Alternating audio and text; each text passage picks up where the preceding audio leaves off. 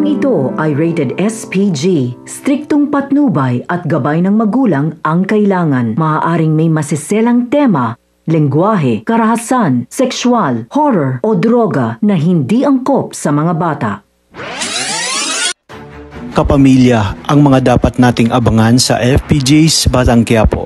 Wala nang nagawa pa si Chief Espinas dahil sa mismong araw ng hearing niya nalaman ang muling paglitis kay Tanggol at sa mga kaibigan nito, kung kaya't wala siyang ibang sinisi kundi si Marcelo.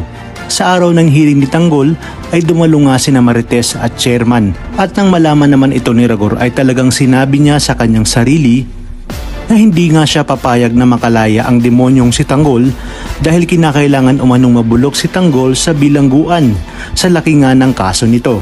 Palaisipan nga kay Rigor kung sino ang nagbigay ng abogado kay Tanggol. Kaya naman agad ang tinawagan ni si Olga kung sa kanya ba galing ang abogado ni Tanggol dahil muli nga itong lilitisin.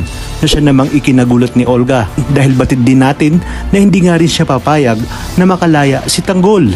Sa pagdinig nga ng kaso ay muling magkakaharap sina Rigor at Tanggol. Masaya naman si Mando dahil may tsansa na muling makalaya ang kanyang inaanak na si Tanggol.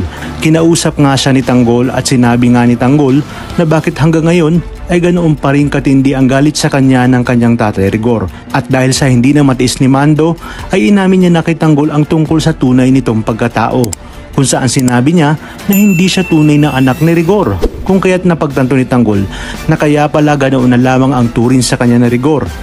Dahil sa galit ay ipinangako niya sa kanyang sarili na pagbabayarin niya si Rigor sa lahat ng ginawa nito sa kanya. At nang nagsalita na nga si Rigor sa korte, ay na-corner naman siya ng abogado ni Tanggol dahil bakit umano nito binaril si Tanggol gayong alam naman ni Rigor na may rules of engagement sa pag-aresto sa mga kriminal na patakas. Tinanong pa ni attorney na baka may personal na galit si Rigor sa kanyang anak. Anong klaseng ama umano ito? Kung kaya't ang naging hatol ay not guilty para kay Tanggol at sa mga kaibigan nito. Tuwang-tuwa naman si Martes at si Tanggol dahil sa wakas ay makakalaya na rin siya. At nang lapitan nga siya ni Rigor ay tiningnan niya ito ng masama at sinabi na pakatatandaan umano ni Rigor ang araw na ito dahil ito na ang magiging simula ng kanyang paghihiganti. Napaisip naman si Rigor kung ano ang ibig sabihin ni Tanggol. Talagang kapanapanabik ang mga susunod na tagpo sa teleseryeng ito.